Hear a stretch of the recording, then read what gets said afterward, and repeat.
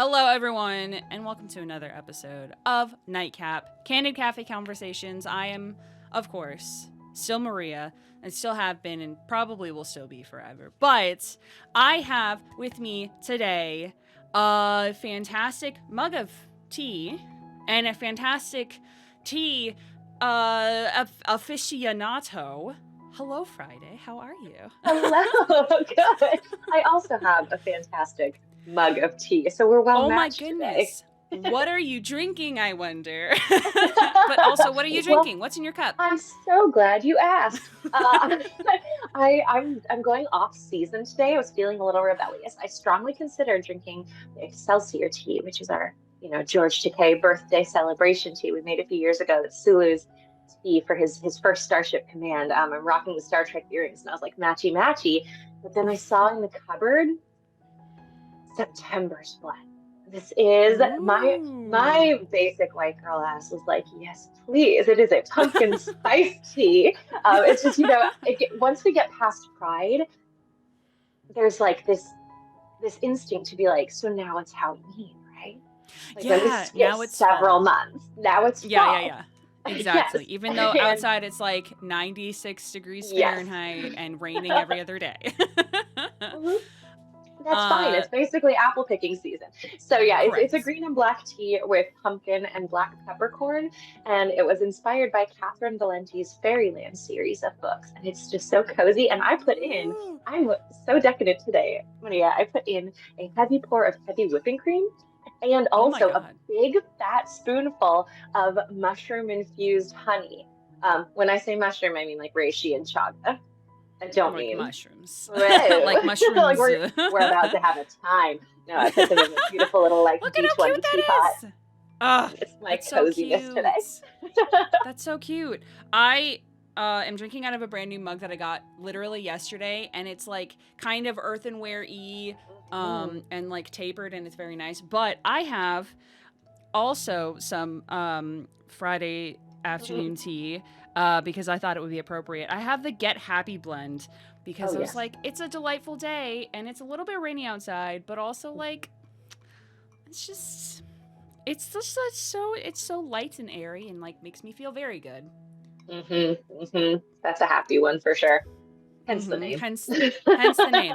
So we've talked about tea, and you Mhm. kind I spoil it a little bit. Friday does a lot of tea stuff, but if you want to introduce who you are and kind of generally what you do, so that people can know for sure what you do. Hi, I'm Friday. I do a lot of tea stuff. Yeah, that's my new bio. Yay! Yay! No, I own a Friday Afternoon Tea, which is a geeky tea house based out of Seattle, Washington. Um, my personal great fandom is ethical small scale experimental agriculture. That's Ooh. my geekdom right there. And so what I do is I actually do go farm direct. I have really personal relationships with farmers on small, family-owned farms around the world. I'm very much like if I were a superhero, my villain counterpart would be big agro, big Oh, agriculture. okay. Like All take them right. All down, right. stick it to the man. I'm very anti-big agro, very pro small farm. So everything Mhm. that we source at the tea shop is all, small farm, ethically sourced, by which I mean like sustainably farmed, and also like a lot of good labor practices in place, a lot of education opportunities, healthcare, proper nutrition, and so on. Very important stuff that I feel like the average consumer doesn't have to look at. It's my job to look at that and make sure Mhm. that it's easy Mhm. for everybody to just get tea that makes them happy and makes them feel good. And I'm handling like you could trust me to take care of the human side of the farm side of things. So Yeah. that's Yeah. it's very gratifying work. And then what we do with all of that delicious, pure, beautiful tea, spices, fruits, etc., is we make tea for nerds. So I've been doing this since 2010. And because I do have where we really stand out in the like fandom tea world, is first of all, I have to brag, we were on the first wave of that. Thank you very much. One of the very first tea companies doing fandom blends. Let's And so I go. feel very proud about that. And yeah, and the way that ours is really different, is that I have an innate genetic trait superpower, my X-Men moment Mhm. over here. I have what's called lexical gustatory synesthesia, which means I literally taste anything that goes through my brain, really. What the term means Mhm. is, words have flavors. I do taste words, but it's deeper than that. I also taste like archetype concepts and moods and personalities and um, just all of these things. So people come to me to make tea that tastes like their D&D character or their favorite song or their grandmother's smile or like their puppy's personality who they just got, like things like that. So I get to make tea that serves as a sensory touchstone Mhm. for things that people love or want to really immerse themselves in. So it's a very immersive sensory experience that I get to craft for people. So like, the tea I'm drinking today, the September's blend, is one of 13 that I made, inspired by my favorite series of books. And so when I read it, I can also drink this tea, and it's just like an extra layer of immersion to the experience. Or, when people are, they're playing Star Trek Adventures, they can drink that Sulu tea. Like, yes, I'm in Mhm. command of my own starship, and I'm drinking the tea for Mhm. that. It's just such a nice way to enhance your life and the things that you love through an additional sensory layer. So that's what I Mhm. do.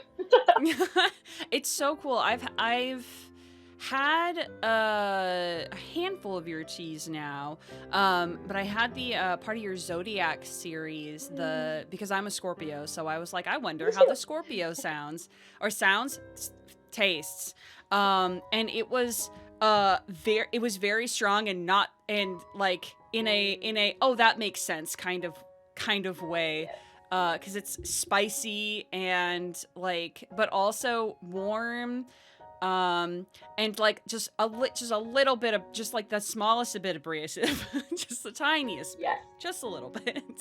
As we can be, um let's be real. but I um but I wanted to actually dip a little bit into the synesthesia, because I think it's something that um when I bring up, your tea, and specifically that, like, oh, not only is it really cool fandom blends, but also like Friday's got this kick-ass like ability to do things that are really cool with taste and stuff. Not a lot of people are like aware of it, and you did a really great job of kind of describing it. But I want to ask: are there other upsides that people maybe don't consider about like having this superpower, as you call it, and also some unfortunate downsides? Because I'm sure Oh that with yes. all good, there is some less good that comes with it. What kind of that? Yeah, absolutely. I will say, let me start with the downside and then work back to a glowy, happy place. Perfect. That's what I like. I'm Uh-huh. very naturally sunshiny Care Bear personality, so like I like to get into the dark, like uncomfortable Mhm. stuff, but then I Mhm. like to finish on a happy note. So I will say, growing up with, hold up, there's like so many layers, it's so complex. Sure, yeah. So synesthesia overall is not necessarily specifically tasting things like I do. Mhm. It's a huge family of neurological traits. So synesthesia itself just means that your senses are cross-wired in your brain. Mhm. That's all that means. So it could be, and often is, like when different letters or words are different colors to people. That's the most Mhm. common type. It's called color grapheme synesthesia. And we're looking at like Vladimir Nabokov. One of the reasons that his writing was so influential is because he wrote in a way that was a little bit strange, because dude was seeing colors when he was writing, and he wanted to make Mhm. them all look correct together. He wanted to craft something that was visually beautiful as you're reading it. Mhm. And so, you get a lot of the time people who have different forms of synesthesia working in or creating art in areas that correspond with their synesthesia, because we just look at the world in such a specific way, through such a specific lens that is so unique to each person's individual experience. Like Jimi Hendrix is another one. Mhm. Saw colors with sound, right? That's that Mhm. chromesthesia, when sound has colors. And so for Jimi Hendrix, composing a piece of music was the same thing as painting. And Mhm. so for me, creating a tea is the same thing as writing a story. Mhm. It's the same thing. And it was one of those things that when you are young and you don't understand how the way that you look at the world and experience things is different from other people, it can be really Mhm. alienating. And so all growing up, I would speak in ways that made sense to me, like flavors that go together. And I was Mhm. just constantly bombarded with, the cruelty of other children and also adults trying to tell me like that's not how you say that. You're saying that wrong. Like, why do you talk so weird, etc. Like, for example, I do Mhm. I do get words mixed up because there are different words that taste the same. And so to me, it's like, Mhm. well, they're interchangeable then. No, they're not necessarily Yeah. definition. So Yeah. I've had to learn what words I can't just swap out. You can't just swap ingredients in every case. It's like baking, right? Just Mhm. because something tastes the same doesn't mean it's going to have the same, like, sugar content or amount of pectins in it or what. It doesn't mean that it's going to work. The final Right. product might not come out in a way that people want to interface with, Right, right. basically. So it was really hard not understanding why the way that I speak was, wrong growing up. Mhm. Why people couldn't just understand what I was saying. Like, I'm talking the same way you are. No, I was not. No, I was not. Mhm. Uh, Mhm. and so it was very alienating. And I really grew up feeling like there was something wrong with me and the way that I talk and the way that I interact with people. And that's really difficult, especially because I'm such a bubbly, extroverted person. I want to be everyone's best friend so bad. Mhm.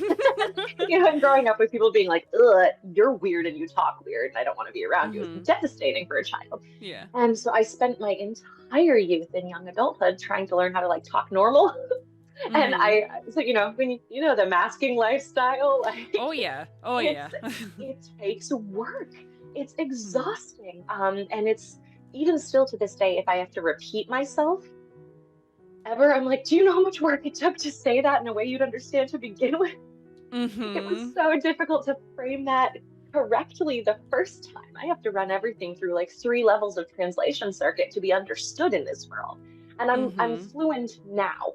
Now I can, I always say like I plate my sentences to order. I have all of Mm. these different, I've got a wide pantry. Mhm. And for each person, I can taste your speech pattern. I can taste the context in which you are speaking, and I can pull the correct ingredients from my own lexical pantry Wow. and make sure that I'm plating my sentences in a way that you understand, which in a way makes me a perfect chameleon now that I've adapted and I've Yeah. really learned, because I can taste the flavors that you use to speak. And I can Mhm. choose those from my own pantry. So when I'm speaking with you, I make sure that we're speaking in, a similar enough cadence. I'm using similar vocabulary, etc. So I know that I'll be understood. Mhm. And I can choose to use my other options as seasoning Mhm. to Mhm. add, interest to the conversation. So it's not Yeah. just flat mirror and I'm not just a mimic, right? And but that's taken me, I'm 36 years old, and it has Mhm. taken me since I learned to speak at about one. I learned to speak very early and then I just like haven't really shut up since. But it's taken me that long to learn how to adapt conversational patterns to any situation. And now when people meet me, wow, you're so well spoken, you're so eloquent, you're so this and that. Wow, like, oh, you should be a writer. I'm like, well, now you say that. Okay. All right. And now the Right. things that I say that would have been considered weird and like off-putting when I was a kid are considered like, oh, so quirky and interesting. Oh, what a neat way to phrase that. Uh-huh.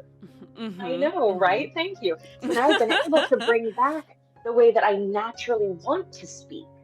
Now that, Mhm. I can understand, and now that we're all older, we're not asshole children on the playground making fun of each other and just being jerks. Now, as Mhm. adults, oh my gosh, it gets better. Being Yeah. other than gets so much Yeah. better. So Yeah. yeah, it's It's so much kind of easier now. it kind of feels like taking literally just reintroducing the world to your inner child, but literally Mhm, reintroducing the world to you mhm. how you always have been, but then the world told you that wasn't good enough Yeah, or that wasn't correct. And yeah. in reality, the world was wrong, actually. I think Turns we all out. needed to develop the skills and the conversations around, neurodivergence and speaking with Mm, people whose brains work differently from our own. Think about, mm, conversations we were having about other brain patterns back in yeah. the 90s when I was growing up Mm-hmm. versus now. There's so much more education around that and so much more accessible community building around Mm. being neurodivergent. So I can find, oh my gosh, I have found so many other people who have the same experience as me. And there was a few years ago, I got tapped by BuzzFeed to do an interview. It was a horrible experience. It was like literally traumatizing because, Gross. right, yeah, they had me do this interview talking about me and my work and my brain and all this stuff, and I was like, yay, so freaking naive, Maria. Oh my gosh, I was just like, they want to know. I believed the best. Mm-hmm. I thought I could just go in there and just say all these nice things and talk about what I do and how much I love that, now that I've got a fairly sizable social media platform, I'm pretty visible and I talk Mm-hmm. very openly about this. There have been so many people that have found me online and said, oh my gosh, this is the first time I have not felt alone in this experience. Finally, like I Mm-hmm. don't feel like a freak now. I have a name for what this is. Now I understand what has always been different about me. Now that I know what this is. And that is Mm-hmm. huge. That is life changing. Yeah. And so Yeah. to be out there speaking about this so openly and knowing that it's giving people, you know, a way to see their difference as something that's really beautiful and wonderful and something to be celebrated and to be Mm-hmm. able to put a name to it, to be able to Mm-hmm. pinpoint what it is that is different is absolutely life changing. And that's so gratifying to me. What BuzzFeed did with that interview, of course, was chop it up and turn it into a look at this freak show. Ha ha ha. This woman says she can blah blah blah. It was bad. And then they posted it That's on, disgusting. Facebook. It was Yeah. Facebook primarily, which is a hate-driven algorithm. Mm-hmm. And so then they didn't moderate their comments, and I was Of course. cyberbullied for the first time in my life. Like, oh wow, it was. Woof. So there was a few weeks where my mental health was in the toilet. It was so so bad. Mm-hmm. But in the middle of all that, hundreds, if not thousands, of people were seeing that interview and saying, yes, thank you. That's also me. And like, yes, there's someone else out there who's speaking about this really openly. So then, a bunch of people came to the TikTok page where I was doing a ton of content about that at the time. And they were jumping in the comments and they're talking to each other. And we start to see this Mm-hmm. community building of people then following each other's accounts and starting to speak openly about, oh, well, taste words and you get this impression. I also taste words, but I taste this for that same word. So we can see Mm-hmm. how even someone with the same type has a very different experience. And that's so cool. It's so Mm-hmm. cool. And then people coming in and saying, well, I don't have that experience. That's so awesome. But I have this other kind of synesthesia, and here's how I experience it. And so now we've got this wonderful, mutual uplift celebration network going on TikTok of all places, which, I've gone to thinking like, I'm going to talk about my little tea business on here. And then like, Uh-huh. no one looked at those videos. Like it was, Yeah. it was at the time. It's like, it's really hard to do anything for like to drive your small business on that platform because people just Mm-hmm. want to go in there and like have fun and have conversations with each other. But Mm-hmm. once you go in there and you have like a thing, that is different and exciting and Mm-hmm. intriguing, and you can do it in very short form, and it can be just little one-off things, then people come and they start talking to each other. And that's been really Mm-hmm. beautiful. So I was not expecting to have a synesthesia, mutual support, and celebration community develop in TikTok comments.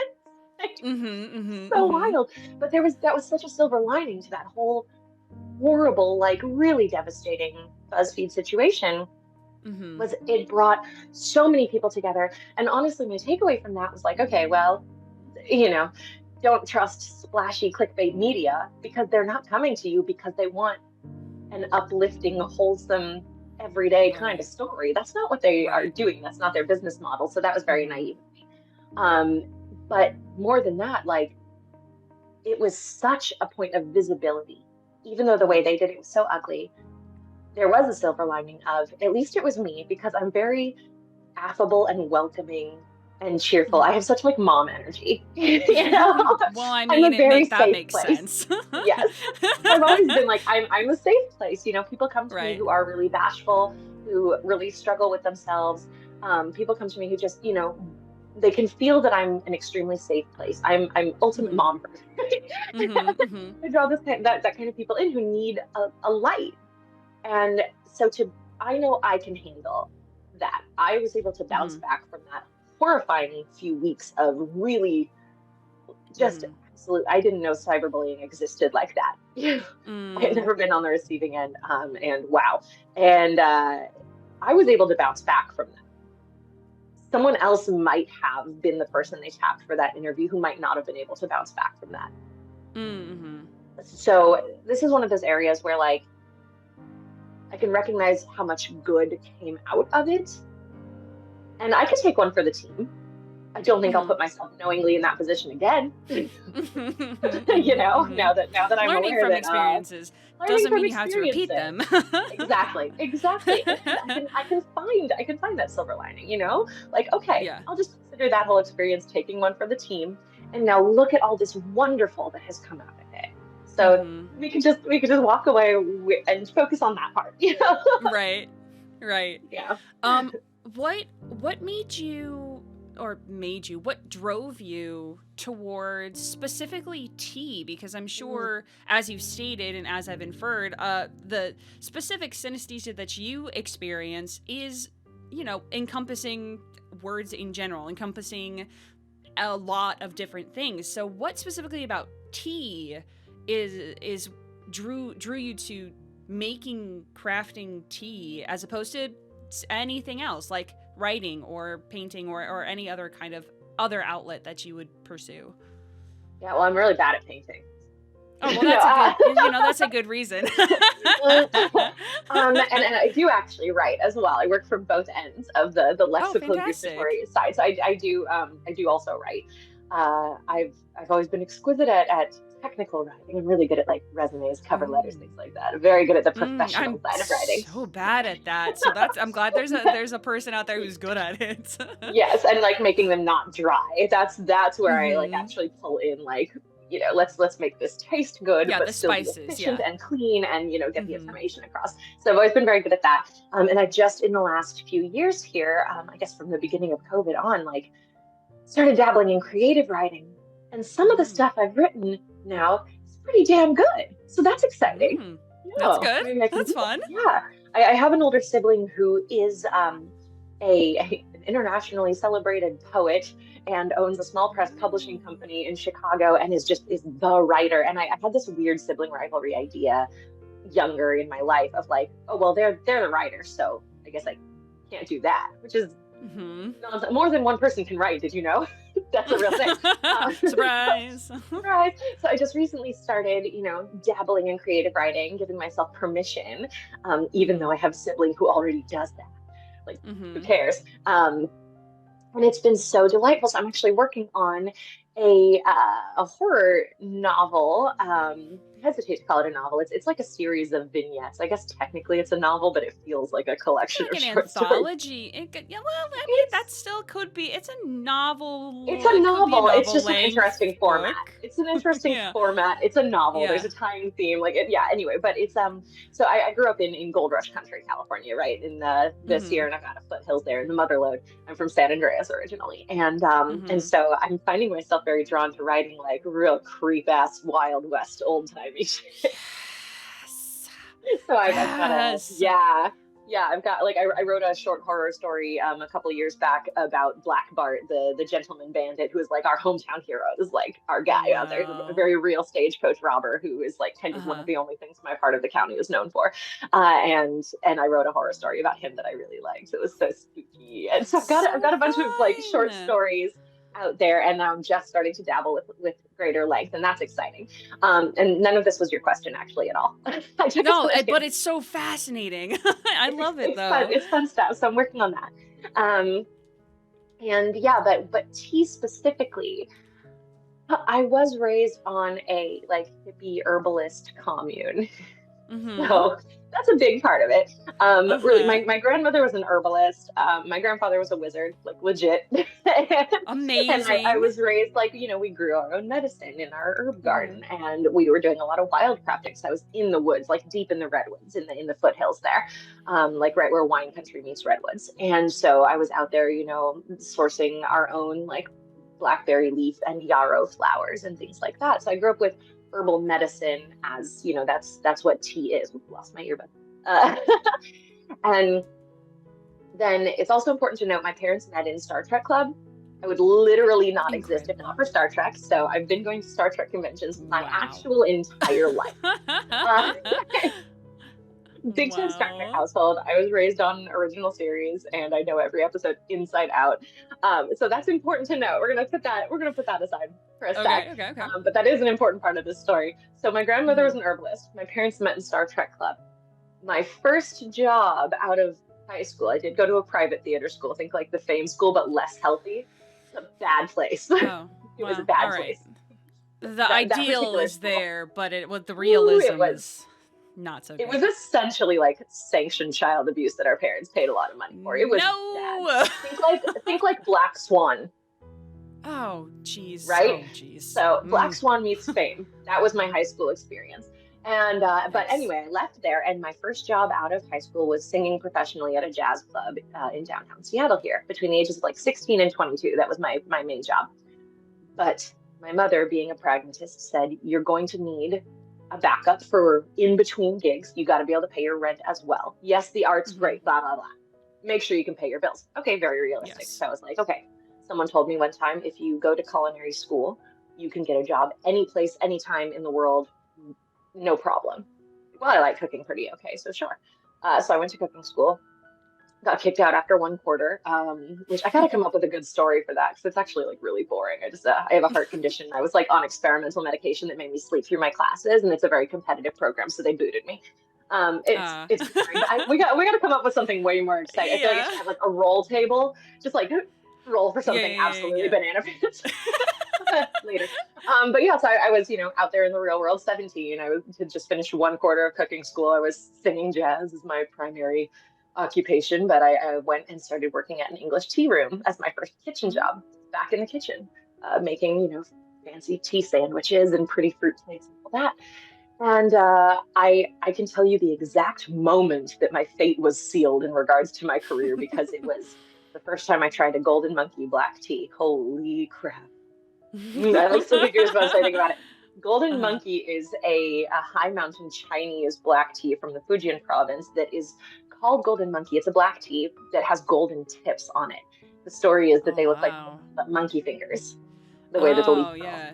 Okay, Monkey okay. fingers with golden tips on them, Golden Monkey black tea. And it is an exquisite, smooth, floral black tea with a natural, almost like honey finish to it. I had never experienced anything like that before. I had been like bag tea or herbs Right, from the garden, right? So I right, was right. 17 and I had my first sip of like an actual proper pure whole leaf high mountain Chinese black tea, and it blew my dumb little mind. I was like, Mm-hmm. what? I did not Mm-hmm. know it could be like this. And I have a really obsessive, studious personality type. If I get Mm. interested in something, I have to learn every single thing about it. Mm-hmm. Like I considered having backyard chickens one time, and now I know how to build like three different kinds of chicken coop. I could do it at any time. Like I could Incredible. diagnose different, like 10 different chicken diseases just because I was interested in that for like a month. Mm-hmm. So the hyperfixation lifestyle. Mm-hmm. Mm-hmm. Mm-hmm. So I was like, I'm gonna learn everything about tea. You can't, as it turns out, which is great. So I'm going to spend the rest of my life trying to learn every single thing about tea and trying to taste every tea, but I literally cannot because it's a complex, delicate agricultural product. And we're Mm-hmm. in the middle of some pretty intense climate shift, right? Like as Mm-hmm.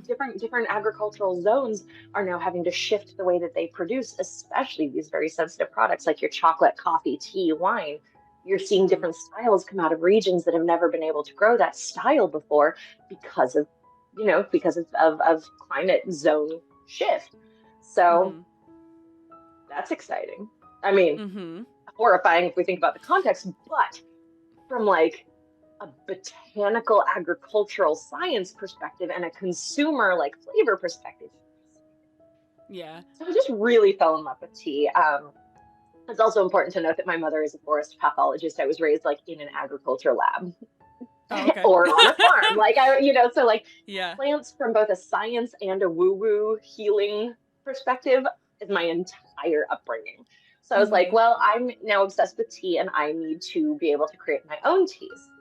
And so from 17 on, I've been in the tea industry. I've been studying, I've been talking to farmers, I've been networking, I've been reading, I've been tasting every single thing. And so it's been Mm-hmm. 20 years that tea has been my all-consuming obsession, and it's all that I've done. No offense to my children. It's all I've done with my adult life. But like I will never run out of things to learn. Yeah. And also from a woo-woo crunchy granola hippie perspective, tea has always been about connection. The whole purpose of tea is to connect, whether with other people or with yourself. It's a social beverage, it's a meditative beverage. So culturally, globally, tea is about connecting with people. It's about slowing down and just being humans together over a cup of tea. It's designed to create and facilitate kind and compassionate connection. And that's dope. I love that shit. Like that's, oh my gosh, when you grow up with like drum circles and like walking labyrinths, like my father's a nonviolent communications counselor, theoretical mathematician. That's a real person who exists in my life. And so like all of these things wild. Combined, I know he's basically a space alien. Like he's I think an actual space alien. Wow. Yeah. Yeah, he's amazing, and he's also such a specific creature. But yeah, so like to grow up with all of this, like let's have a feelings check-in, sweetie girl. That's my impression of my dad, and I promise you, it's dead on.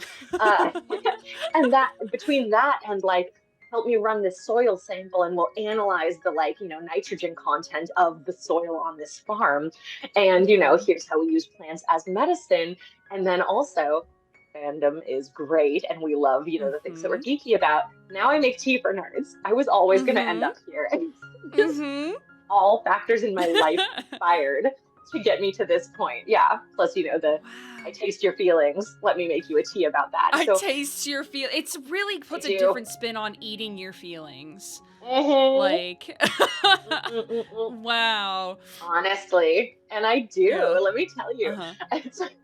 I do, and it doesn't look the same for me, I think, as it does for other people. It's I need to find the correct flavor to get me from how I'm feeling now to how I want to be feeling, even if that means deeper in. Like if I'm wallowing, that's a real thing. I can flavor match things that will give me the same emotional impact, so I can kind of be my own emotional tour guide, which is great. And also to get pretty witchy woo woo with you. Yes, please. One of my favorite parts I wanted to talk about that. Yeah. Excellent. I'm so glad. Because I was thinking about that earlier today, and I was trying to think of like all the things that I know about Friday based on like passing conversations we've had, or like things I've seen on TikTok or anything like that, and I'm like, wait, Friday's also a witch, right? Yes. And that but also me, and also that we've never talked about that before.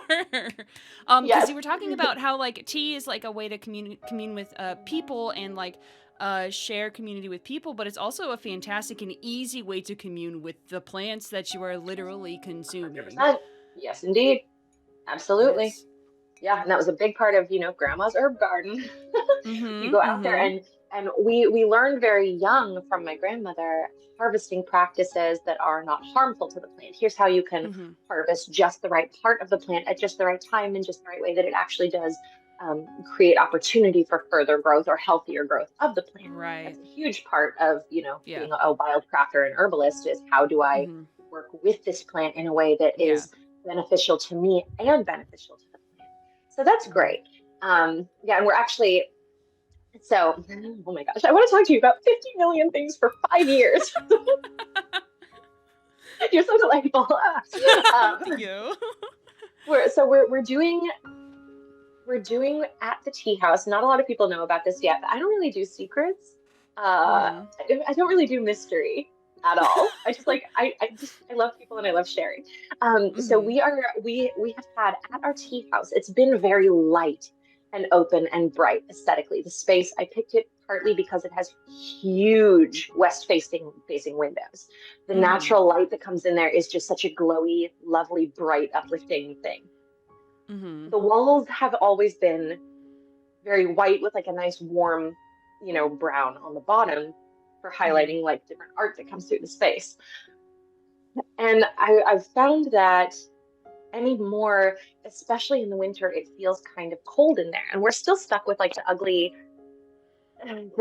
like office ceiling and the like LED fluorescent lights, because it was an insurance office before we moved in, and I've just never fixed the ceiling. It's wildly expensive and time consuming to deal with getting rid of hideous office ceiling. So it feels almost too cold in there to me Right. right now for where we're at with our, I guess our brand journey, our space that we're cultivating and creating, the environment that we want to create. Yeah. And so I'm like just, oh man, it just clicked like literally a week or two ago. I had this moment where I was like, oh shit, I know what that space should be. It's always been bright and light and very, very, very white in there and, with Mm-hmm. colored accents. Mm-hmm. The first week of October, we are shutting it down for a week and we're going full dark academia in there. We are painting it from floor to ceiling, deep dark green Oh, with white trim. We're going to fill the place with plants, including a butt ton of consumable herbs. So people can come and they can take a little yes. pinch of, fresh rosemary or mint or whatever and put it in their tea if they want to. So we'll have and everyone who works there is a witch. Our entire company is witches. Our Friday, I entire need to company is move to witches. Seattle. I need to I think work so. there. Like, I I think need this. so. Oh. Yes. So this is an entirely like queer nerd witch, like owned and operated tea house, the warehouse and the shop, social media, everything. Bunch of queer nerd witches, the entire shop, the whole company, all eight of us, all Uh-huh. eight people in our, company, our big corporation here. Mm-hmm. So we're planning this makeover. We're going to get rid of that fugly ceiling and the horrible lights. We're going to get nice calm lighting, and the ceiling will then even Mm-hmm. be higher and darker. And it's just Mm-hmm. we're going for apothecary meets library meets greenhouse. I'm so So I'm excited. gonna move in around I the think end of so. October. I think so, yes. I'm so excited. And so we're Wow. having October 6th is as a company, our 13th birthday. And I was like, stop. We have to have a witch party, obviously. It's our 13th birthday Yeah. in In October. October. And Exactly. yeah, Yeah. and we're gonna do this whole like witchy makeover. We're just really gonna lean into the whole like green witch, dark academia thing. Wow. So we're going to do this whole makeover. And then the day of our 13th birthday, we're going to reopen and we're going to have a whole day long, like, witches fete. We're going to have like card readers and a special tea that we're doing. I'm getting little petit fours that are infused with our black cat tea that have little black kitties on them. Ah. We're just going to go Ah. full witch. I'm so excited. I know That that there are sounds people who are so already like lovely. planning to fly in for this, which is like Oh my god. overwhelming because like I see myself as such like an NPC to all the Uh-huh. adventurers. It's like all the Mm-hmm. adventurers come to our tea house and we pair them with the exact right tea. So our tea Right. witchcraft is very much like we've been a setting in people's games and people's D&D Mm-hmm. games, Mm-hmm. which Mm-hmm. is Well, so now people cute can and have like it makes me also so a happy. visual Mhm. aesthetic Yes. reason for wanting to come to your Yes. shop Yeah. also. And since people have started coming back in with their groups and gaming at the store, we're finally Oh, bringing that's back for the fun. first time, since COVID hit, the big gaming table. We haven't had that for Yes. years. And we are still, and we probably will continue through at least, cold and flu season through the winter. We're still asking people to mask because a lot of our clientele Mm-hmm. are immune compromised, right? We Right. cater to disabled community and not the compromised community overall. That's so much of like our people, and Mm-hmm. we're one of the very last places in Seattle that is asking anyone to mask ever. It's Mm-hmm. but it feels good too, even though people do come in and we say, oh, actually we're still asking that you mask if you're not like eating and drinking. It's not even a perfect system.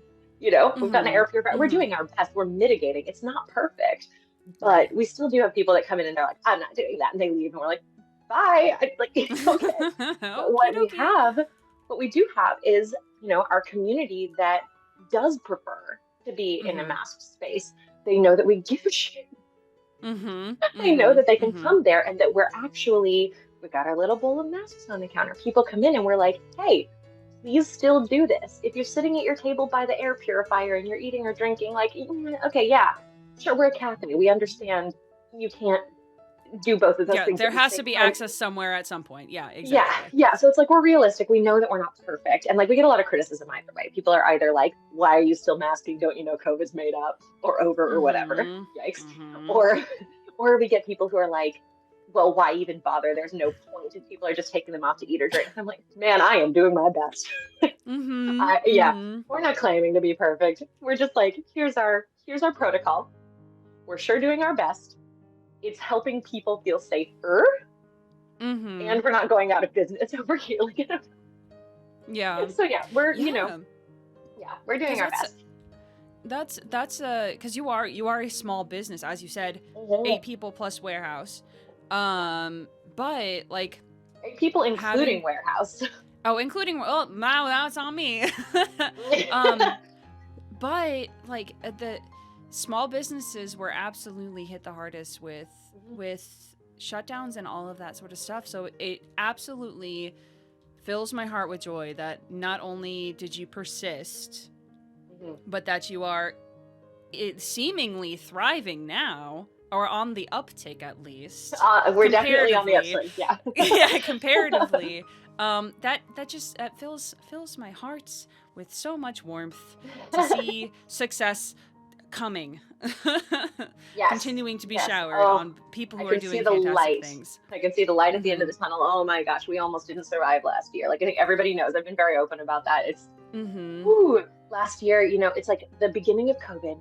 Everyone was like, support small businesses, do it. We gotta, help them survive. And that was great. We had such an outpouring from, community. And then this particular apocalypse happened to favor consumable specialty like home comfort goods. So our candle maker friends were doing great at the beginning of the pandemic. All the winemakers, the chocolatiers, the tea makers, the coffee vendors, etc. People who specifically make products for at-home comfort that people are like going through, right? People are at home actually drinking their tea at home. They're going through their stash. So we actually saw growth in the first like year and a half or so of the pandemic. And we were like, okay, this is okay. Oh, right. This particular apocalypse is actually beneficial for our specific business. That was just dumb luck. So, okay, great. We're taking care of people and we're managing to stay in business. Fantastic. And then last year, right when we were at like the peak of demand and growth, and we had seen steady growth. I mean, we're talking 80 to 90% growth year after year for the past 5 years. Wow. That's bananas. You don't see that. We were like, we just needed the space. We just needed the facility to meet the demand. We don't really have an upper limit of demand. Like what we do is so beautiful and so specialized and done with so much heart. Once people get into us, they're customers for life because we love each other and we do good shit, and so like really we're only limited by how much we can physically produce and how much visibility we have the time to cultivate. So we had really hit peak demand and there was no slowing down. So we signed a lease on a warehouse space because we couldn't fit all of our tea in our tiny little like 1,000 square foot total shop space. And that's like including the bathroom, the kitchen, the office. 1,000 square feet. The customer space is 700 square foot. It's small, little shop. So we were running out of space because we needed to have more and more and more tea. And, that was great because we were able to go more and more farm direct and not work, through importers because we could get like, I'm now bringing in 50 kilos at a time of specific individual like ingredients. And you have like, you have over 500 teas, right? Yes. According to your TikTok. Like tea blends, I should specify. Over 500 blends and also then pure teas. And also what a lot of people don't know is we also do the apothecary thing where you can just, any of our ingredients, you could just get in bulk from us by request. If you want blue pea flower, if you want the like really good Valencia orange peel. Listen, I literally was talking about blue pea tea and how much I absolutely need to have blue pea tea. I've never had it and I played Coffee Talk and there was so much blue pea tea in it and I need it. Anyway. Yeah, I got you. Warehouse. Yeah, so we signed a 3-year lease on this like 2,000 square foot warehouse space. Like, great, there's as much room as we need to hold all of what we have, and there's room for growth. This is going to be so great for us. And then there was a massive economic slowdown. Like as soon as we signed that lease, massive economic slowdown. So our revenues dropped only by about like I think 7%. However, it was at the same time that we doubled our overheads. Yeah. So we almost didn't survive that. And we, we were locked in legally. We signed a freaking lease. I was like, oh no. Yeah.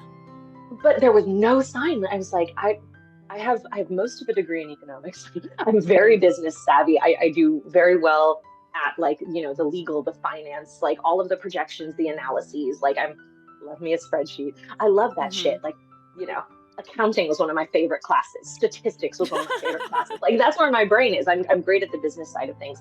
And Uh-huh. you know, I've had people since we had all this trouble make the assumption that I'm rocking that like, well, you're an artist, not a business person. And like, yeah, it's so hard. Artists don't know how to run their business. I'm like, no, don't put that on me. That can be Yeah. true. That can be true for people. Mm-hmm. Absolutely. And that's hard. Don't put that on me. I'm an excellent business Yeah. person. Mm-hmm. Sometimes shit happens. Like, Right. Exactly. you Yeah. know, so yeah, but we've been recovering, and we've been just honestly, I'm just stubborning it out. The degree of debt I had to put myself in for us to not go out of business is staggering. It's going to take me a hot minute to recover, but I just was not ready to let it go. And honestly, the debt Right. wouldn't be less if I had given up, because then I'd still owe on That's all of true. the leases I'd signed and everything. And then like Yeah. what? I'm still paying a like stupid amount of money every month. And also my crew doesn't have a job. No, thank you. Mm-hmm. So yeah, so it was like, I mean, truly behind the scenes over here, it has been white knuckling it for like a year and a half. Let me tell you, last year it was economic crash right as we doubled our overheads. Mm-hmm. I stopped paying myself for like 6 months. Keep in mind, as the CEO, I pay Ooh. myself less hourly than my crew because Mm-hmm. it's my small business. You know, if anyone's going to take a hit, it's going to be me. I've always had the philosophy, if I can't take care of my people, I don't get to have people. Mm-hmm. Period. The end. If I can't take good care of my employees, I don't get to have employees. That's how Mm-hmm. we operate. And Mm-hmm. that's why like we have very low turnover rate. I mean, I've got Mm-hmm. people who have been with me for years and years and years, and they're not going anywhere. Like Mm-hmm. their career, you know. And that's great. And now we've got this wonderful work environment. We're all very close with each other, and everyone's so happy in their work. And my big corporate overlord master plan is like, we bring in enough money that everyone can work a happy number of hours to have good balance in their lives and not be burnt out and still be able to pay their bills. That's Mm-hmm. my evil corporate plan here. But yeah, so Oh, it was no, so so evil. so evil. I know. I know. Every now and again, you know, we do get outsiders who are like, "Oh yeah, corporate, blah blah blah," and I'm like, "You don't know where you are. You have no idea where you are."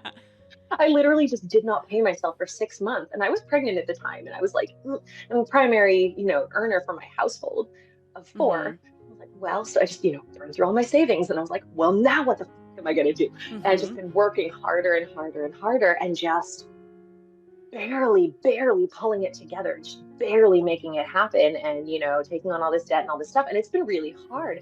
And Mm-hmm. I just sunk my teeth in. Honestly, I was just like, no, Mm-hmm. this is bad. I probably should have given up like 5 times by now, but I just won't. Mm-hmm. I just refuse.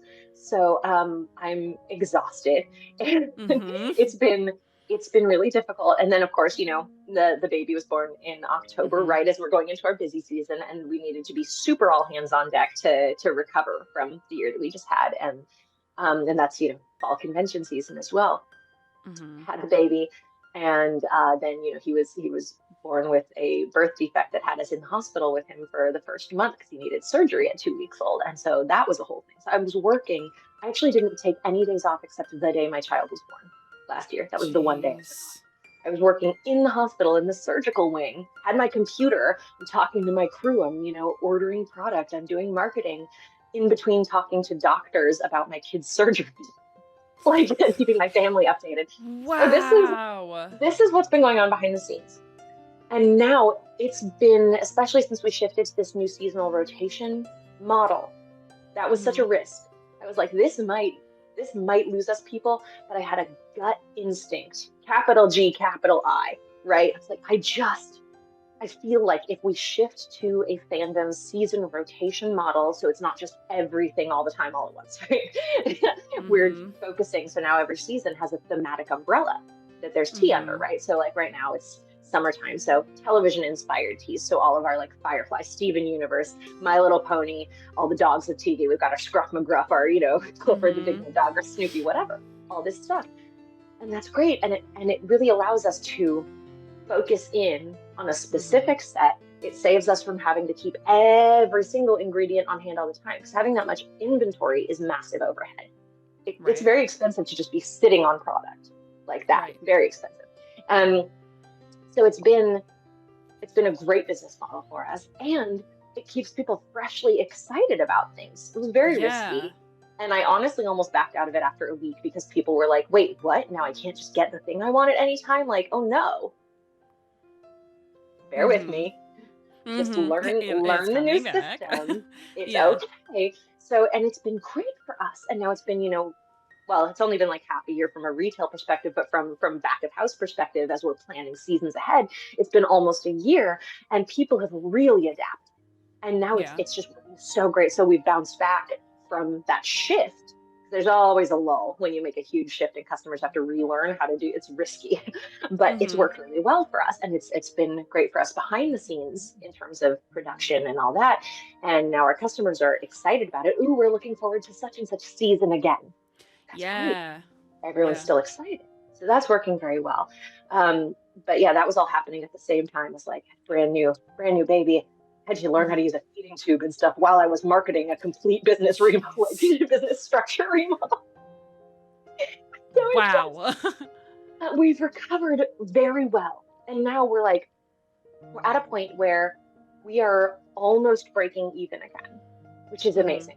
That's incredible. Incredibly, if you think about a year and a half to bounce back Mm-hmm. from doubling overheads while losing revenues to be almost Right. breaking even.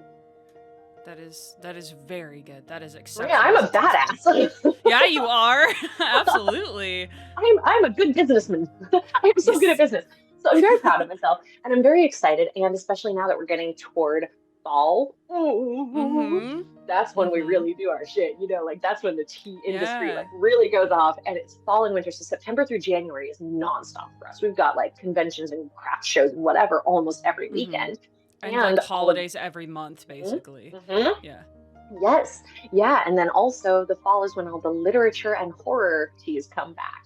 So we get all Mm-hmm. the like cozy bookish goth nerds, which is, those are Yes. all tea people. Like that's the same that Yes. Venn diagram is a circle. So we're so excited, especially because like we're going to be doing a new mythology collection that we've been working on for a while. We're going to be finally releasing our Shakespeare collection that I've been teasing for a very long time, Mm-hmm. and I have hardly talked about this at all. It's again not a secret because I don't really do those, but it's like I haven't like Mm-hmm. yelled about it online, so people hardly know about it.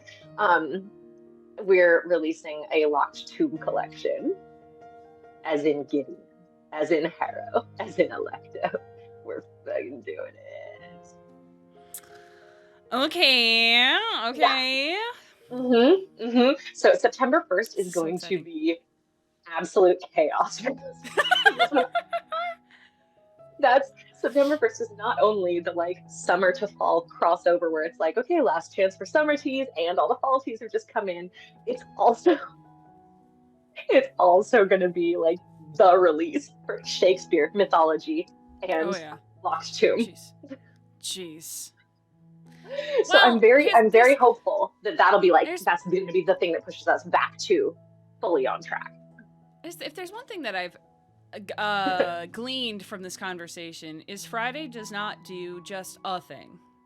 If you're gonna do a thing, might as well just Agreed. really do it, right? I have a naturally high octane personality. Mm-hmm. Um, my right hand man, Greg, who's our store manager and was actually my first hire ever, and now runs like the Wallingford, the Seattle store runs like the day-to-day operations. And we're like, oh my gosh, he's a lifesaver. He's incredible. He's also the only other person in the company who takes on custom blending clients because that's like, Mm. I was like signed off, do it, man. You're amazing. So Greg is he's like he is fully my right hand man, and he said to me a couple of years ago, I was like, he told me I'm a job hydra. He was like, when you put Mm. down one job, you just pick up like three more jobs. Like you're Mm-hmm. supposed to only take one job for every job you finish. You recognize? Mm-hmm. No, I can't. So yeah, It's just that little part of I'm your fully a work brain that's like, hydra. yeah, it's that little part of your brain that's like, but what if? What And then if? it just doesn't stop. Yeah. No, ever, ever. And like the thing is, I love it. It stresses my partner out so much that I never ever stop. He's very much like an introvert and an internal processor, and I process all of my things outside. So he gets to Mm-hmm. hear all of the different things constantly, and he's like, Are you Uh-huh. okay? And I'm like, no, but also, yeah, So I like wanted to love it. touch about it because it's been touched on a couple of times. Mm, Not only are you running a, by statistical standards, a successful mm. business, Yes. and garnering a lovely community and following online and all of those things, you are also a parent of Mm. multiple individuals. you are you are Ooh, yeah. you have multiple small humans to also well, I have it's a small and a medium. younger, yeah, younger Yes, humans yes, to take yes, care of. How yeah. does that, okay, we've obviously talked a little bit about how the brand new baby Mhm. has impacted everything from store to life and all that sort of stuff, but how in general being a parent during making a store, during founding a business, during running all of this and all the chaos and the fun and the bad and all that stuff, how does it how, one, how do you do it, but also like as a not parent of anything except for pets, how does it affect all of the things that you do? Because I'm sure it has to, because it's part of your literal everyday life. But like, in what ways does it is impact Hmm. things? Yeah. So I have a 17-year-old and a 10-month-old, right? So hell of a spread. Uh, Mm-hmm. I I was a teen mom, Mm-hmm. barely, but technically yes. I was 2 weeks past 19 years old when my first was born. Mm-hmm. And we were in a pretty rough situation, and by which I mean domestic violence. We had a really bad home life when my firstborn was born. So I was 19 and I was in a scary sitch, and which ended up with me being a single mom at the age of 20 of a Mm-hmm. new baby, and I also was running a restaurant at that time. I was general manager of a restaurant at the time, and I had a 1 year old, and it was really hard.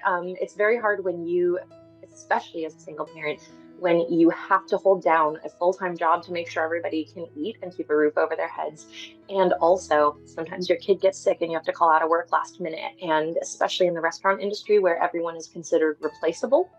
Um, it's really hard to hold a job. If you have Mm-hmm. a kid and you need to dip out of work early, if you need to call out for the day, they could just replace you at any time. So it's a Mm-hmm. very tenuous employment situation when you work in food service and you have a child at all. Mm-hmm. Um, yeah, and so it was really hard. Fortunately, the first restaurant that I ran, this was not the first restaurant I worked at. This wasn't the tea house that got me into tea. She Mm-hmm. actually, that the owner of that establishment fired me for getting pregnant, which is yes illegal, and she's a monster. Honestly, like she's that's Wow. in keeping with her MO. So Uh-huh. the second restaurant job that I got, it was this family restaurant, this like neighborhood diner owned Mm-hmm. by these two really wonderful middle-aged gay men who absolutely just like adopted me. And they Aw. were beautiful, beautiful people, and they really shaped me as a professional. I was so fortunate there. They were forgiving. They let me bring my baby to work. There were times that like all of wait staff would just not show up because again, restaurant people, absolute animals. And Mm-hmm. there's a reason that like we're in such high circulation in the industry because some people are just total animals and just don't care about the work, Mm-hmm. and so they just won't show up. And then others are, doing the work, but the restaurant knows that they can be replaced. So anyway, Mm-hmm. but yes, I'm like running a restaurant. Sometimes like wait staff would just not show up. I'd get a call, hey, come in. I don't have a babysitter. So I'm in there waiting tables and also managing the kitchen with a 1 year old on my hip, full on like cliche diner, like baby on Mm-hmm. hip, coffee pot in the other hand. And I was very lucky in those early days to have that job. When my kid, started school and when that restaurant failed, unfortunately, as they do, and I was working other places less forgiving, and I was so scared all the time of losing my job and not being able to support my kid. I was like, "Fuck it, I'll start my own." Mm-hmm. So, for several years, I was not only putting myself through college and like just doing night classes online through Oregon State, which fortunately has a great, great digital program, so that's awesome. But I also was working full time at whatever restaurant job I could while my kid was, at school or with like maybe someone I was dating or a friend or roommate or whatever. And just sort of patchworking together, childcare, school at night, job during the day, and then working to get this tea shop off the ground in like the evenings when I'm at home with my toddler, right? So by the time we actually founded the company, my firstborn was 4 years old and just about to start kindergarten. Five, just about to start kindergarten. And we launched online, and it was like some shitty little template website, whatever. And so I still had to hold down a full-time job while also working to grow this little itty bitty baby tea company from my dining room. And I did that for several years. And there were times during like, event season where I could just do the tea shop, and then times when it was not event season where I had to also then have a full-time job. My resume is littered with 6-month work engagements in various restaurants, which fortunately in that industry is not that unusual. So not necessarily a red flag if you're in restaurants, like, the turnover rate's so high. But yes, I just powered through. I didn't sleep a lot. And I think I've been tired forever, really. But, I just, when I'm passionate about something, like I really wanted to not miss my kid's childhood. And I wanted to not constantly be at risk of losing my job if my child needed me. So I just invented my own job. And I just worked and worked and worked. And it took years for it to be self-sustaining. The tea company, honestly, was 7 years deep before it could become my only job. 7 years of doing this and also having to hold down other full-time jobs and trying to get through college and all of that. And not missing, I never missed a single like cello recital or whatever. Like, I was there present for my kids' whole childhood. And that was great. And we're very close. We have a very close relationship. And, now they're a convention kid, tea shop kid. Like there are several teas in our lineup that my firstborn created. Like one of our spring seasonal teas, the spring tea, they made when they were 6 years old. And they were just playing around, like, I can do what mommy does. And I tasted it and I was like, why is this so good though? It's like well balanced, beautifully executed. It's like, what did you show mommy what you just did? And it was so exciting. And then I'd take them to conventions and they were able to say, I made this tea. It was so wonderful. So like having them as a part of, like, it really is a family business.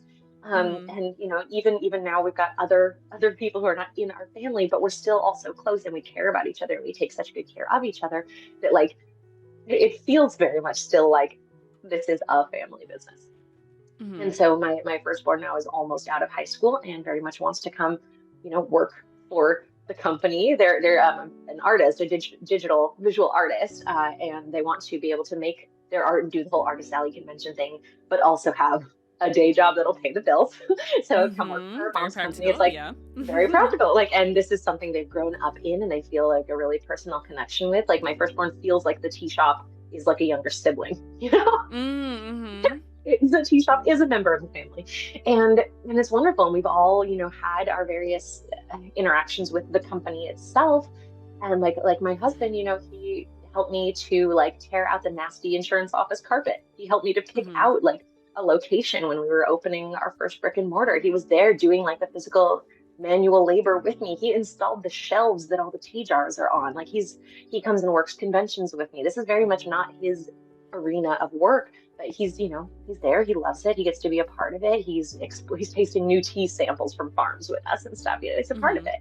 And the BB, our little tiny tea leaf, comes to work with me at the office. I have my, administrative office at the warehouse, and I've just baby-proofed it and I've set it up. So it's got the little, the rugs that have like the little town with the little, you can grab Matchbox cars on. He's got one of those. He's got his blocks, whatever, and he can hang out and play. And then he'll see me drinking tea at my desk, and he comes over, mouth open, give me whatever tea you're drinking. He's a fiend for jasmine in particular. Like I cannot drink a jasmine tea around the baby without him like going for it. He gets like violent about it. So he's there, and he's loving it. And he's going to grow up in the tea shop just like my firstborn did. And it's just been a matter of just not ever stopping. I don't think I would have made it this far if I didn't naturally have such an obsessive, high octane personality. When I'm passionate about something, it becomes all consuming. It's all that I do. I frankly relish the challenge. I love hard work. If I were a dog, I would be a perfect mixed breed of golden retriever and border collie. I want to be everyone's Mm. best friend, and I can never ever stop working because I'll lose my mind. Like I need to be doing things at all times. I come home from work and I casually am like doing analytics and spreadsheets while I'm just hanging out with my family. And it's not a Mm-hmm. stress thing, it's a stress relief thing. I just like to do it. Mm-hmm. So yeah, so it's like the job requires constant work. I don't really Mm-hmm. have days off. And when I do take a day off, like I get a little tense, to be honest. Mm-hmm. I don't really like to take days off. Um, and I think people outside of my experience, people who are not me, get a little Mm-hmm. stressed out looking at how much I do. I'm like, no, I love it though. And I'm Yeah. so fortunate to have, really stuck through it long enough that now it's at a point where I can I have just one job. My job is 50 jobs, as you know, but Right, right. it's just the company. I don't have to work for anybody else. Yeah. Except, I mean, I work for the company, it's like I still do work for, that's the thing about small Right. business. I think people don't realize, oh, you can work for yourself. You're in control. No, you work for your customers. Right, You're not, exactly. you don't Mm-hmm. get to just do whatever you want. You have to stay in business. You work for the customers. That's true. But Yeah. no, to a certain degree, like my schedule now can be as flexible as I need because the Mm-hmm. company has grown enough that I now have people who, like our warehouse crew, Nara and Marcus. The warehouse consists of two people, a fantastic married couple, actually, and they are such a rock star team. They're amazing, and they're so efficient and they're so joyful in their work. Honestly, I just tell them, you guys tell me what you need to do a good job over here, and then I'll get out of your way. They're great. Mm-hmm. So online orders, like most online orders that come through, that's Nara and Marcus churning through them. And we're talking, I mean, hundreds of orders a week. Mm-hmm. That is two people. And then at the storefront, we have four people on staff there, and they're the face of the business, the customer service side. People come in, they do the service. You sit down, you get a cup of tea, they help you pick something out. It's that side of things. And they're all amazing. So I know that I can, I don't have to micromanage anyone, which is great because that sucks. I've got Mm-hmm. Greg keeping an eye on general operations over there, and everyone behind the counter is incredible. And everyone at the warehouse is doing great. And I can kind of be the one holding like 15 kite strings and keeping an eye on it and liaising between all the different sides of the business and making sure everyone has what they need. And then just getting Mm-hmm. out of their way and trusting that they're going to do a wonderful job, which means that my work is now a lot more flexible. I'm constantly working, but if I need to take a break, like I work so much when my kid is taking a nap. That nap Mm-hmm. time is my sacred time for Mm-hmm. administrative work and marketing work. That is when I can sit down and answer 5 emails real quick. And then, Mm-hmm. he's up and about. Okay, throw him in the little baby carrier. And now we're at the bench packing tea and putting things in boxes, or we're doing our photography or whatever. So Mm-hmm. I figured out what jobs I can do with a baby attached to me and what ones I have to wait until nap time. so, Mm-hmm. so I Mm-hmm. truly, truly never ever stop. And I will say having a partner this time around is vital. That's huge. Mm-hmm. I was not going to have another kid if I didn't have a stable partner Mm-hmm. this time around, because I did that the first time and it was so hard. It was so hard. Yeah. Oh my gosh, that was like 10 years of why is everything so freaking hard? But I know I'm working towards something sustainable and incredible that's so worth it. And a Mm-hmm. lot of it, a lot of it was really joyful. It's just so freaking hard. But now, Yeah. like having this fantastic partner who's so supportive and who is equally involved in the parenting of the baby. He came around a little late to be as equally involved with the teenager, but he's here. Right. He's here and he's trying. It's a matter of like we have a rapport from minute one, so there's some stuff that Yes. like is just a new thing. But like with Yeah. the baby, like he's been there. He was there in the hospital. We traded off days so that one of us could go home and sleep and like take care of the teenager and all of that. So like he's been there from minute Mm-hmm. one, and we trade off days so I can go to work and have a day where I can focus and get things Mm-hmm. done. And he's at home with the baby, and then we just swap. So everyone gets their days where they can just do whatever they need to do, and days when they're taking point on baby care and other household Mm-hmm. stuff, the domestics. So that's been just incredible. I don't know that I would have been able to get through this past year dealing with baby, hospital, recovering from the economic crash, etc. If I didn't have a really solid partner, like Mm-hmm. solid, solid. If I had a partner who was just kind of so-so, this would have been a disaster.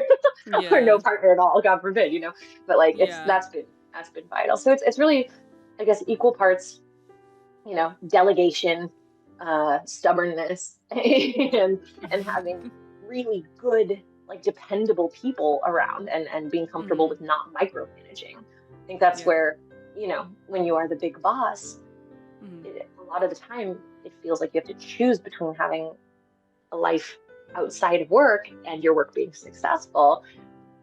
And that can be really true. That can be true. And there are Mm-hmm. times absolutely where everything has to be about work, and I'm just not able to really give my family as much as I would Yeah. like lately even, But Yeah. but it's so helpful to be able to let go of needing to be in control of every tiny detail. It's hard to do. It's hard to do. Yeah. But sorry, dog's playing with the door bouncy thing. Um, but yeah, no, it's being able to delegate and being able to not micromanage and let go of the, like, control. This is my business. It's my baby. I need to be in control of things. Just like Mm-hmm. giving myself permission to not constantly be in control of every single facet of the business, no matter how much I love it. Yeah. Like, that's really been honestly the big one. Just trust the Yeah. crew. You hired them for a reason. Mm-hmm. They're good at their jobs. It's okay. If something comes up that needs adjustment, you just have a conversation about it, and then everyone can move on. Like, so Exactly. yeah, Yeah. yeah. It's so wonderful. Like I've worked primarily retail positions or like food service positions since Mm-hmm, like I was 15. So, mm-hmm. but basically my entire career path so far has basically been that. And just listening to how much you care about the company as a whole, but then Mm-hmm. like to the individual level of like the people that you trust and you choose to trust and you bring in and you work with and all of that is so refreshing and inspiring, honestly. Like it's what I wish everywhere was like. Yeah, Because thank I you. think That's so important. people would be less stressed about going to work if they felt like the place they're going to work at cared about them. Hmm. Absolutely. And that's absolutely what it sounds like. You're fostering your little Our pockets. entire staff, we're all a bunch of traumatized ex, like, restaurant Mm, and retail workers who have been mm-hmm. treated like crap by customers, by employers, etc. And, like, literally from minute one, when I started considering having employees, I was like, okay, we have an opportunity to build from the beginning, from the ground up, a work Mm-hmm. culture that is not that, not Mm-hmm. that. I worked in restaurants for 15 years. I know about Mm-hmm. it. Like, it's terrible. And I was like, I refuse to be that guy. I refuse to be that employer. And we don't have Mm-hmm. to. I really believe we do not have to do that. People do that Right. because they can, and because that's Mm-hmm. the accepted work culture. Mm-hmm. it's like what the market will bear, essentially. And that's gross. I hate it. Yeah. So, Yeah. like, no. So it's and my crew knows that they're in an environment where we give a shit about each other. And that's so Yeah. important. And, like, even from, like, I'm so careful never to say, like, oh, we're a family here, because that's language that has been used to trap people into unhealthy work environments. So while Yeah. emotionally speaking and structurally speaking, I try to treat my employees like they are a part of my family, like how I would want people to treat my family. I'm not out Mm-hmm. here telling them we're part of a family, so you should be giving this much, blah, blah, blah. There's a lot of, like, Mm-hmm. language that I'm very careful to avoid, that is stuff that I might feel emotionally, but the language has been weaponized now. So it's like, no, no. Right. How do we show what we actually should mean by that without, like, Yeah, dipping without putting into trauma exactly. language on it. Exactly. Yeah, Yeah. exactly, exactly. And so, and I've had a couple, fortunately not many, opportunities to really put my money where my mouth is. Recently, we had a customer who just had it in for poor Greg. Greg Mm-hmm. is, first of all, has mostly worked back accounts. And secondly, is socialized male. He is not socialized to do the customer service. Like, how can I help you? The big eyes Disney princess voice, the Mm-hmm. submissive customer service voice. Mm-hmm. He hasn't been trained on that. Greg is so friendly and so knowledgeable, and he has a very, like, stoic, very short way of speaking. And Mm-hmm. when people come into a tea house, they expect soft, girly. Oh yeah, anything you want. Like that's what they expect. So there are customers that come in that decide that Greg is being condescending or rude or whatever because he's not doing the thing with his voice. Mm-hmm. I've seen it a bunch of times. I'm like, Greg in a million years would not be like rude to a customer unless they're being nasty. He doesn't put up with it Mm-hmm. if customers being nasty, which I appreciate honestly. And there was a customer who had been coming in and dropping a lot of money a couple times a year for a few years and decided that Greg is the enemy Oof. because Greg had said, hey, we're happy to sell you 2 pounds of such and such. However, we keep most of our stock at the warehouse. If you call ahead or order online for pickup, we can definitely have what you want. You're not risking that we won't have it. And also, that makes sure that we also then have enough of that on hand to still serve other people. And this Mm-hmm. customer's like, no, I'm not going to do that over and over for a long time. And Greg has said a bunch of times because sometimes we don't have enough on hand for the quantity. And Greg's like, so as I've said, here's how we operate here. And if you do this, then we can make sure we have what you want. Oh, I've never been talked to. You're such a surly young man. I've never been talked to like this, blah, blah, blah. That was the thing going on. And it was like a year and a half.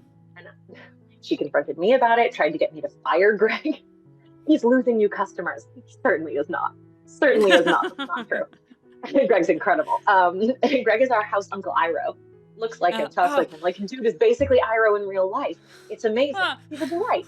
And every now and again, just because the way he speaks isn't subservient and soft, people take beef. That's not how that expression goes, but it is today. So anyway, this customer came in, kicked up a big stink to the degree that other customers, when I got there shortly after this happened, other customers were saying to Greg, I'm so sorry that you just had to deal with that. And Greg is like visibly like shaking from this interaction Mm-hmm. because she just came in was so horrible to him. And I was like, tried talking to this woman. We have tried. So like, I got to 86 someone right now. Freaking picked up the phone and called her. And she heard it was me on the phone. Friday, I love your business and I want to support you. And I was like, no, you're not firing us. We're firing you right now. Like, so Mm-hmm. we have tried to work with you. We've had multiple conversations. You continue to harass my staff and be disrespectful. So we won't be taking your business anymore. And that was it. That was done. She started to make excuses. I'm going to be honest. I hung up on her. I was like, there's nothing that you have to say to me that is going to be helpful right now. Yeah, exactly. Yeah. So, and I hate confrontation. I felt like I was going to throw up. I was like, this is so horrible. Mm-hmm. I just want everyone to get along and be nice and like have tea parties. Like, this sucks. Mm-hmm. But I'm not going to, I'm not going to just put up with that or have my crew put up with that. Like, we don't need to do that here. The customer's not always right. Sometimes the customer's an abusive dick. So sometimes the customer's I fine. wish more places understood that. Because I literally in an interview said, like, not to that extent, but with the same kind of meaning of like, mentioning that like, I want to make sure to do what's best for the company with the company in mind, but also recognizing that like it was for a managerial position at a company, and recognizing also that the customer's not always right, and I think that was the nail in my coffin of I'm never going to get this job. Because as soon as I said it, I was like, oh, that's not what this person actually wants to hear in this moment. Well, I guess the way that I like to run things is not the way that things like to be run. So, well, okay. Yeah. No, like I'm a believer in customer service voice to a certain extent. I think that the role of a service person is very much to create an experience, right? When you walk into a cafe, you want the person behind the counter to be like, gentle and happy to see you. You want the person behind the counter to be serving you with a certain amount of, I'm happy you're here. How can I help you? But when customers treat a service worker like they're a subhuman service bot who they can just treat however they want, that's unacceptable. That's unacceptable. And there's no reason my crew doesn't have to take that shit. We'll 86 someone if they're going to be abusive to our workers. We don't put up with that. Like, we're happy to offer you a very pleasant, like, you know what I'm saying. Customer service voice has a wonderful role. Yeah. But it has its freaking limits. There should be boundaries there. You only deserve customer service voice if you are in turn being respectful and trying to Yeah. have a nice interaction. If you're Yeah. going to come in and be a dick, you don't get customer service voice. Yeah, you get I'm the manager here and you're going to leave Mm-hmm. now. Absolutely. Absolutely. Oh my Yeah. God. So yeah, so it was, I hated having that conversation. I hated having to do it. Mhm. And also my entire crew responded with, it is so awesome to like witness, you will do that for us. Yeah. Okay. Yeah. That's not, you're not giving us false confidence. You're putting your Yeah, it's money not where just your mouth lip is, because service. I Yeah, am. exactly. Absolutely. Yeah, that's the term. Thank you. Yeah. Yeah. Yeah. So, every now and again, I get an opportunity to show my crew, no, legitimately, I give a shit Mhm. about you as a human being, and you should have a pleasant work environment where you don't Yeah. dread coming in and you know that people can't just treat you like garbage because you work behind a counter. So, Right. Right. but that's like, Ugh. I mean, that is like 0.001% of the people that we ever have to deal with. Mostly Right. tea people. Yeah. They just want to come in and like nerd They just about want plants and tea. books. They just want Yeah. to they just want to come play D&D and like drink an oolong. You know, Mhm. so I barely ever have to do that. And it's been so beautiful to see like the wonderful relationships that the counter staff forms with like the regulars that come in. I have regulars that come Mhm. into the shop now who I don't know, which is weird. And I'm like a little sad about that because this shop is my baby. And like I feel like I should know everybody. But like also I think that's a sign that our crew there is doing such a wonderful job of Mhm. cultivating and maintaining and facilitating this beautiful space that people are happy and comfortable in. So that's been like a little emotional. Like I have to let go of being the Mhm. one who like, has this personal relationship because for the first year and a half, I was the only one behind the counter. It was just me in there Mhm. every single day. And I built this wonderful customer base. And it was like, it was very coffee talk. Coffee talk is Mhm. my actual like job Mhm. in the video game. Oh. It's so funny. Oh It yeah. really is. Well, Like, listen, you were talking about your dad potentially being an alien, and I got some news about mm, coffee talk. mhm. Listen. Yeah, I'm with you. I'm Yeah. excited. Yeah. I'm excited. I Um, haven't played the new one yet. I haven't played the new one, but I I, did, and oh, yeah, oh, yeah. it's a very good ride. Highly recommend it. Um, Yeah, I have one last parting question for you. yes. As we wrap things up. And it's a little bit of a maybe a thinker, maybe a doozy.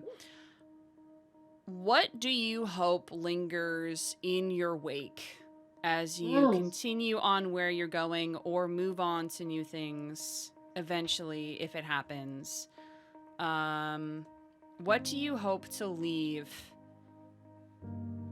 behind mm, as you continue?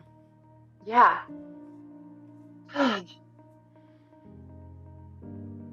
I I know the answer to this, and I'm trying to figure out how to phrase it. I immediately Mm. know exactly what it is. I can't figure out how to phrase it. Mm-hmm. I'll give you an example of a moment where I witnessed this wake, and it was everything. Like I wanted to cry. We were at Emerald City Comic Con this year, and Vico Ortiz, right?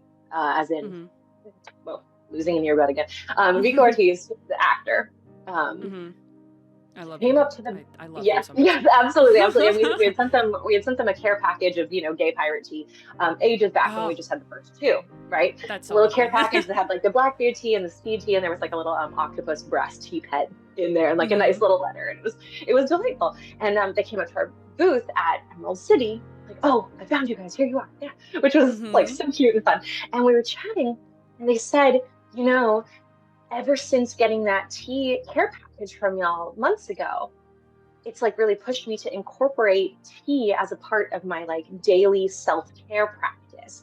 And it's something that I use to create space for myself to like slow down and really connect with myself. And it's been so good for my self-care. And so tea as a part of my daily self-care practice now, because you guys sent me this thing and it got me really into tea.